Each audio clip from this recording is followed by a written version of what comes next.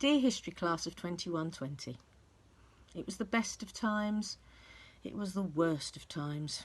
It was the age of wisdom, it was the age of foolishness. It was the epoch of belief, it was the epoch of incredulity. It was the season of light, it was the season of darkness. It was the spring of hope, it was the winter of despair.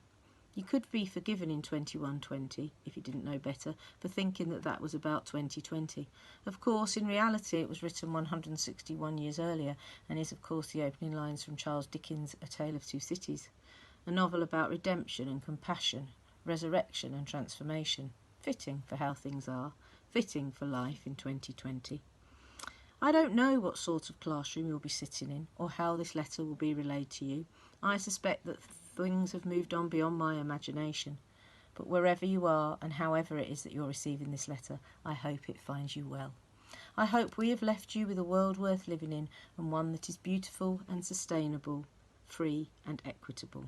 I hope this virus that we are currently suffering from is a memory, something that you only learn about in the history books, that it has either been eradicated or a successful vaccine has been found. I hope the racism currently raging is a thing of the past, confined to history. I wonder whether 2020 is known as the year of the pandemic or as the year of the lockdown. The two are obviously intrinsically linked, but I wonder how your world perceives it. During your study of history of 2020, you will be introduced to many well-documented facts and stories, news broadcasts, printed media, all stored electronically that you can no doubt access. Primary and secondary courses that will help you discover what life was like now. And I wonder what you found. How does history portray us? Have you discovered that we were all duped? That our social distancing was nonsense and scientifically flawed, that our government and governments around the world just simply got it wrong? Or whether the fact that we did what we did helped give you a future? I will never know, but please know that whatever the truth turns out to be, we did it. We followed the guidelines, or at least most of us followed the guidelines, to save ourselves and our loved ones, but also to preserve the world for you. It was the worst of times. As I write this, over 43,000 people have died in the United Kingdom and over 400,000 worldwide. And these are only the confirmed numbers of COVID-19 deaths. The reality is likely to be far more, and perhaps you know a different figure, a more realistic one, more shocking perhaps. The difference for us is that it is about our loved ones, our grandparents, our mums, our dads, our brothers, our sisters, our friends, our children. It's them that have died. Please remember the terrible loss of human life this virus has caused. Each death a personal tragedy. I hope your world is one in which humanity is paramount and death figures are not just a matter of fact. I hope you're not hardened to them. Your great-grandparents may have died or perished in this pandemic. Maybe they survived it. But either way, anyone who has lived through this time will have been changed by it. It was the worst of times. I wanted to write you this letter to give you our side, the side of the people. And as you read history, please don't judge us by the integrity of our MPs, or, in some instances, the lack of it. The epoch of incredulity, to be sure. History will have judged Boris Johnson. You know his future. We just know his past and his here and now. Maybe you wonder how he came to power with such a large majority and how he and leaders across the world missed the signs of this pandemic and allowed it to become a global tragedy. Maybe they did it on purpose. Is that what you've discovered?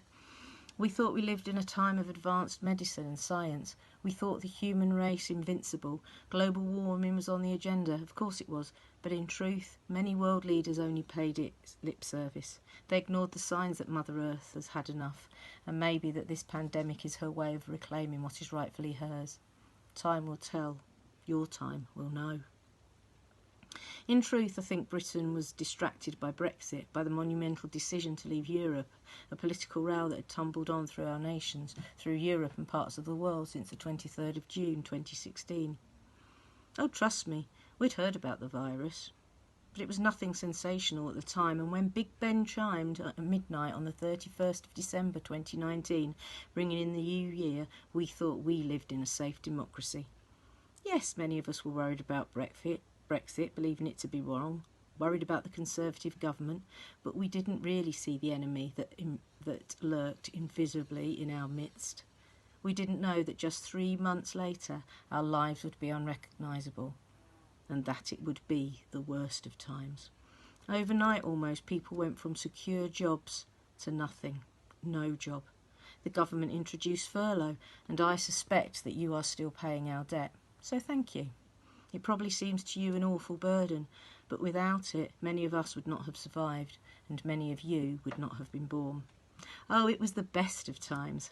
An odd thing to say when we have had so many deaths, and there's been so much loneliness and fear, but it was in some ways the best of times. In 2020, the world had become self-absorbed, inward-looking and insular. From the inward-looking politics of Brexit and the dreadful racist beliefs and actions on both sides of the Atlantic to that of the profit racketeers in business, we had become too self-focused. Global warming, oh, we'd be dead before that happened. All part of the 21st century self-centred outlook. Oh yes, the worst of times. Yet COVID-19 has brought out the best in many people. The virus has made extraordinary people of so many ordinary people. We have done extraordinary things, and there have been extraordinary people. From the 100-year-old Captain Tom walking 100 laps of his garden to raise money, to the doctors and the nurses and the NHS frontline staff, the bravery and the courage they needed to do their job every day. But it isn't just these people who are extraordinary. I'm sure their feats are well documented, and I hope history has portrayed their amazing sacrifices appropriately, and has documented the heroics of the NHS, and how that courage encouraged people to come out of their doorsteps every Thursday for 9 weeks and clap and cheer, and draw rainbows and say thank you. To say we appreciate the sacrifice. Yes, we know you're doing your job, but we know that every day you go to work to save someone else's loved ones, you do at the risk of your own loved ones and your own life. When you look back on 2020, please understand that that's how it was. And that's why every Thursday for 9 weeks people clapped. This again was an extraordinary feat, an idea set up by ordinary people, something that became extraordinary. It wasn't a government initiative or something set up centrally, but just by one person, Anne-Marie Plas, as a one-off event to say thank you. But it became a national celebration. Sadly, it got a little bit political, and for many reasons, funding, PPE, the actions of certain MPs, it had to end. But I know that we are hoping that it will become an annual event, and perhaps on the 28th of March, the Thursday, 21/20, you too will go out and clap, a centenary clap in memory of all the brave people, all the extraordinary lives, those that lived and those that died. I hope you will still have an NHS, but one that is appropriately and sufficiently funded and whose staff are valued and remunerated well. NHS staff don't just include the doctors and the nurses and the healthcare assistants, but also the cleaners and the porters and the site team and the caterers and everyone who steps in that building to do an extraordinary job with extraordinary courage, extraordinary humanity and extraordinary resolve. But the best of times isn't only shown by the frontline staff, by the police and the fire and the ambulance, the NHS, but by everyone. Everyone who helped a neighbour, everyone who socially distanced, everyone who self-isolated and shielded. They were all ordinary people made extraordinary too. Oh, the weather was lovely that spring. Maybe because of the lack of pollution. No aeroplanes, fewer cars, less commercial fuel. Mother Nature repairing herself. So perhaps that made it the season of light. Lockdown's starting to ease now, and people see it as the spring of hope.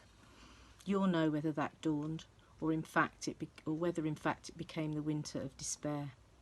The terrible events surrounding George Floyd have already pointed to the winter of despair. You will know if, like the Spanish flu of 1918, a second spike comes more deadly than the first, and that this spring of hope is actually the age of foolishness. And in our age of foolishness we hurtled full stream into the winter of despair, the season of darkness, leaving you in the future in an epoch of incredulity. I hope that in 21/20 there has been redemption, and that compassion is something keenly felt. I hope we've resurrected this world for you so that our path has changed and we and you are better people for it. And that when we move out of lockdown to our new normal, however that may be, however that may look, we undergo a transformation so that the world you live in is kinder, more outward facing than ours. I hope that our worst of times has meant that you have the best of times.